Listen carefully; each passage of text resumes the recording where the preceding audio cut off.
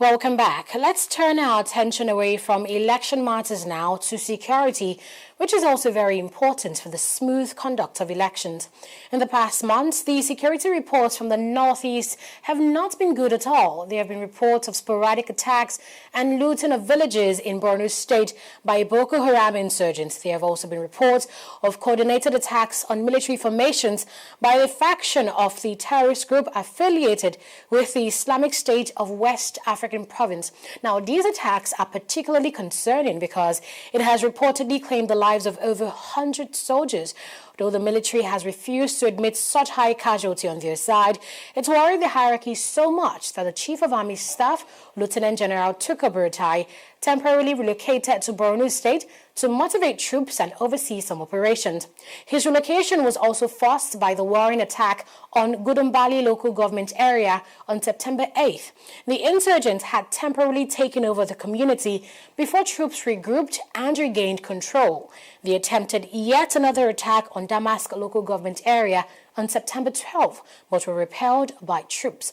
Now, it is not just the attacks and the alleged killings of soldiers that's generating concerns. On September 16, the insurgents released a video showing the execution of Seifura Ahmed, one of the 3 Red Cross staff kidnapped by the group in March 2018. The terrorists executed her after accusing the federal government of failing to respond to their demands for the release of the midwives. The group has also threatened to harm others, including the lone Dapchi schoolgirl, Leah Sharibu, still in their custody. The execution and the threat has expectedly drawn widespread condemnation from international bodies, including the United Nations, Amnesty International, and the Red Cross itself. In his own reaction, President Muhammadu Buhari condemned the incident and restated his commitment to rescuing all captives. The president's pledge was not enough, however, to appease members of the Bring Back Our Girls group, BBOG, who have been campaigning for the rescue of the remaining Chibok schoolgirls and all other abducted persons.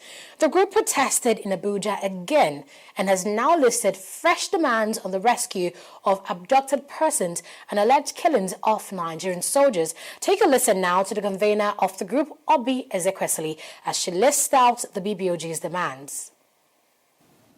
It is condemnable that the same president who made the abduction of Chibok girls the epicenter of his campaign in the 2015 presidential elections, no longer remembers that 112 of the children of his poor citizens are still languishing in the den of terrorists, despite his many pledges to rescue them.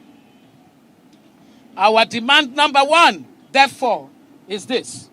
Mr. President, it is time for you to review your priorities. Mr. President, you must get your priorities right. Your current mandate places a constitutional obligation and duty on you to prioritize the security of lives of all citizens, and all citizens in capital letters, above your personal interest of a re-election. Mr. President, our Chibok girls, Leah Sharibu, and the 2 remaining RAN women aid workers deserve your evident prioritization. It is scandalous. It is scandalous that the latest trend of the military high command, which has President Muhammadu Buhari as commander-in-chief, is to perfunctorily bury hundreds and tens of our soldiers who have been killed in the battlefront. What is worse is the frequent denial of their deaths by the military, thus denying their families the opportunity of closure. We are outraged at how this insensitive approach in handling military casualties ends up depriving victims and their families the full honor for gallantry that our nation and people owe them for making the ultimate sacrifice with their lives. The many near clandestine burials appear to be motivated by the self-serving desire of this administration to perpetuate the myth that the terrorists have been totally defeated. Nigerians demand an immediate end to this cruel disregard for patriots who gave their lives for the safety and security of the rest of us and our country. Our demand number 5 is therefore thus: the military authority should immediately confirm the number of our soldiers that have died since the month of July, when we began to notice secret burial of our soldiers that have died in the front line of battle. Their families and other Nigerians should have a brief on the circumstances of their deaths as a means to healing and coming to closure. Their names should be released for proper honor as obtains in other democracies. Joining me now on the program to discuss this further is security expert Roy. Thank you very much for joining us. Recently the Bring Back Our Girls group visited the ICRC, UNICEF Abuja headquarters, and also us Asovila to protest these developments. They demanded government accountability for the kidnapped aid workers and transparency on the number of soldiers killed since July 2018. How do you think the government should respond to this? Oh, well, thank you for this opportunity. You see, kidnap situations have been handled by the government through a certain specialized sector they have organized, because if you look at the rescue that have taken place, information does not come to public purview if there were exchange of money for the victims. And I see it as a secluded sector the government is trying to keep under the table. But for the Bring Back Our Girls Foundation, I would advise, and I think it will be appropriate to carry them along, especially on government efforts, because if they are agitating, it's a prompter for government to quickly look at the rescue requirements and the exigencies. So I will advise that the Bring Back Our Girls Committee, the foundation, should have a parley.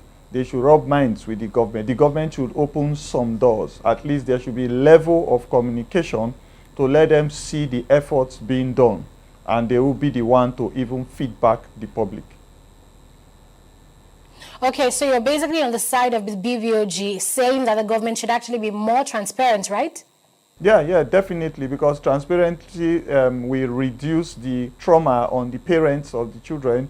Transparency will increase government trust and government accountability. Transparency will help the government to also have feedback, even intelligence gathering from the people, from the communities, from the citizens. And if they improve on transparency with restricted information to need-to-know basis platforms, and that will also bring a lot of confidence to work with. All right. Boko Haram allegedly released a video of the execution of Shefura, where they claimed, quote, "We contacted the government through writing and audio messages, but the government have ignored us. So here is a message of blood." What do you think the government could have done to prevent that murder? Well, we need to understand the definition of terrorism. Okay, terrorism is actually dastardly acts to create world hype, world sympathy, to draw attention from world bodies, world governments. So terrorism is not like armed robbery. Its actions are actually synchronized towards dastardly acts that will create a lot of hype, in the international media, international circles. So I think they must have seen a lax in the relationship and discussions going on for release of victims, because actually kidnap for terrorist groups is a form to raise funds. It's also a fund to do exchange of prisoners on the side of government. Maybe some of their commanders that have been arrested, they will use those kidnapped victims to exchange them, or they use it to raise funds for their operations. So I want to believe that this fresh case now, for the fact that she's even a Muslim, it's also surprising. And I see them taking a new tactics home to create the necessary attention. And I'm sure that the negotiating bodies, there was a disconnect somewhere before that kind of thing could happen. I do understand perfectly the idea of exchange of prisoners. I mean, this is something that is being practiced internationally, in fact. But let's look at the issue of ransom. If the government had responded to them and paid money, wouldn't that be empowering them to cause more terror? So many security practitioners, even worldwide experienced security practitioners, we are definitely of the view that there is not enough tactical intelligence placed in this kind of exchanges that they do, because they're not even mentioning so much on the air. You know, there are things you could do to ensure that whoever you are doing any kind of exchange with, you know, and you can raise intelligence to track whatever you are exchanging. And we are so surprised on the international security platforms that people could not be tracked after they come in to even seize and vandalize vehicles, ammunition from troops. And especially when you do exchange for victims, we expect that if you are doing an exchange, it's an opportunity for you to put in devices, put in systems that will be able to locate and dismember the terrorist groups. So if the government are doing exchange for the victims, we are not thinking in the line of the government. There are so many projections, there are so many suggestions that have been tabled before the government, and it's not been exhausted. I think there's more that needs to be done on the part of the exchange, the negotiations that are being taken over, and the secrecy behind it does not help, because the media also comes to escalate and assume and give figures to the public, and that encourages other sectors of criminality to see that, oh, it's a viable business. Okay, you mentioned something that bordered on security intel. I mean, for a nation that is supposedly rich as Nigeria, why do you think we have very poor infrastructure when it comes to security? Well, it's unfortunate anyway, because you know, our political system has eaten deep into so many professional issues in Nigeria. You know, you can see how our medical system collapsed. You can see how our educational systems collapsed. You can see how power collapsed. You know, all of these things, we are seeing that people were just trying to score political points. And because of these political points they are trying to score, they underplay the essence and importance of certain things that they are supposed to do. So it's a very destructive motive for people not to carry along what they are supposed to do. If you look at the deployment of senior security personnel to agencies, you can see all the drama that took place when some senior security personnel did not act according to expectation. You can see the drama that happens even for redeployment and shuffling of officers. You can even see that the composure of government security agencies that are assigned to react to situations, that it does not hold the full capacity and structure that is supposed to engage. And we have seen politics and corruption becoming most of the bane of our inability to deliver security. So one way or another, corruption seems to find its way into several problems in Nigeria and now affecting Nigeria's security very gravely. Looking forward now, they also mentioned in the video that the two other aid workers that were abducted and Leah Sharibu will be executed in 1 month. What do you think the government can do about this? Well, I told you earlier about timeline and negotiation. You know, you can just see that if you use your security assessment, you could be able to understand that there was a break in communication, there was breakdown in trust before that murder took place, the assassination took place. And I'm sure this timeline of, this timeline of 1 month is to put heat and pressure on the people that are conducting the negotiations. And the heat and the pressure is supposed to give them the best results which they think they want to achieve. So we don't know what they are asking in exchange. We don't know what they are asking in exchange, but it is sure pointing to the direction that there's a breakdown of communication, there's a loss of trust, and if we don't act within this stipulated time, I'm sorry to say we might lose the other victims. Shefra was a midwife, a 25-year-old, in fact. And what's sad here is that she and most of these workers left the comfort of their countries, their homes, to go volunteer and help victims of terrorism in Nigeria's northeast. And then they end up in sticky situations like this. This can cause more problems for Nigeria because people might be discouraged from going to the northeast to offer voluntarily help. Don't you think so? If we look at the volunteers in troubled spots worldwide, you understand that there are people that have this concern and passion to rescue life, to give support to troubled areas. I'm also, apart from being a retired military personnel, I'm also a member of the International Red Cross, the Nigerian Red Cross. And when needs arise, you find yourself volunteering even against the threat of your life. And it's same thing that the military men are doing out there, young men, 16, 17, 18 years old. We have people that are married that are there, so sacrifice for agencies is key, but I will strongly advise that the rules of engagement must be followed. Protection of such people that want to sacrifice their life, want to volunteer service in troubled areas must be followed. And government security agencies working in all those areas must know that it is key and necessary to protect such persons. And wherever those persons are held in while they are giving service must be adequately protected because their services are rendered on voluntary basis. So I think they should review the protection of persons that are volunteering. They should review the holding grounds. They should review the itinerary and their logistics. And I assure you that they will keep volunteering. We and every other person will keep volunteering.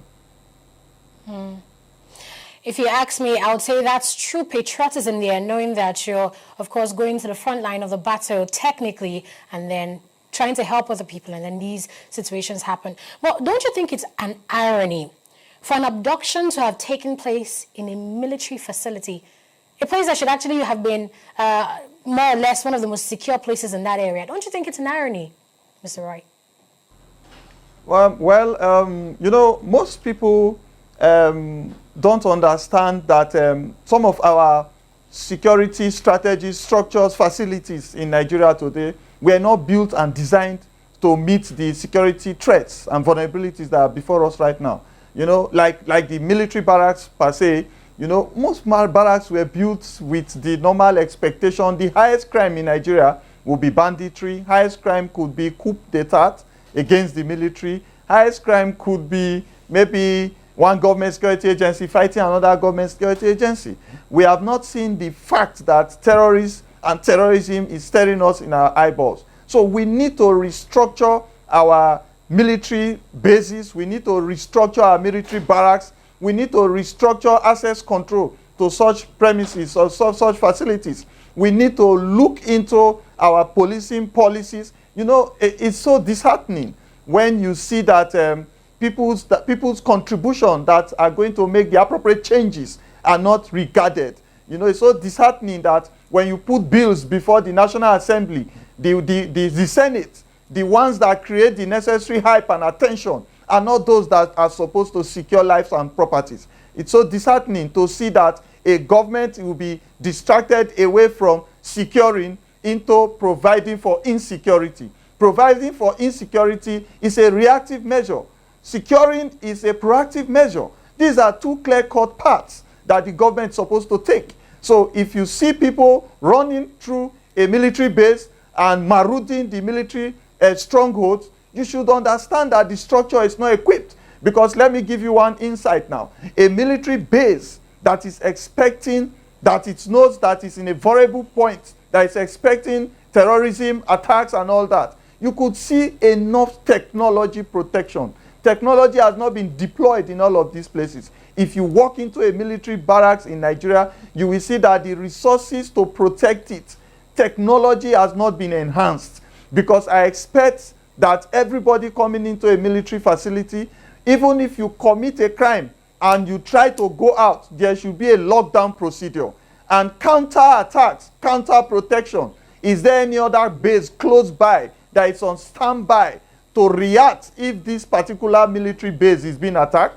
So if you are attacking base A and you want to run over the soldiers there, base B should be on red alert to protect A should be on red alert to protect B. And the Air Force and the Navy, they are also counter-protective measures. So I don't see why the Air Force will not be deployed at the second that the alarm goes off that there is an attack. They can cut off the escape of those personnel and round them off immediately. So I'm looking at the structure, I'm looking at the facilities, I'm looking at the system we use to protect our military personnel.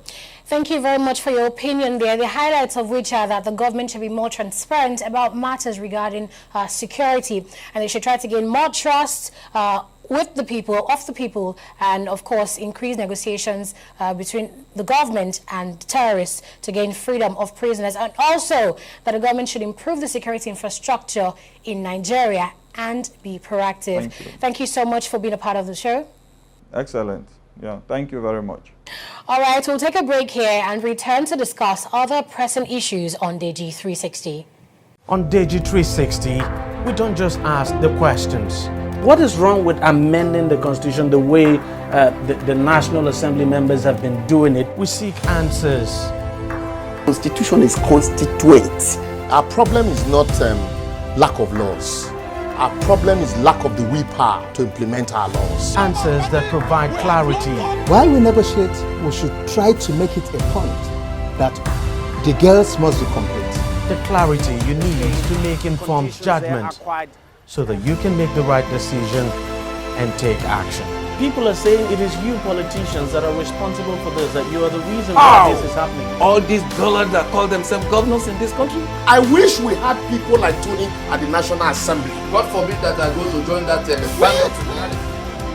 Deji 360, providing clarity to issues.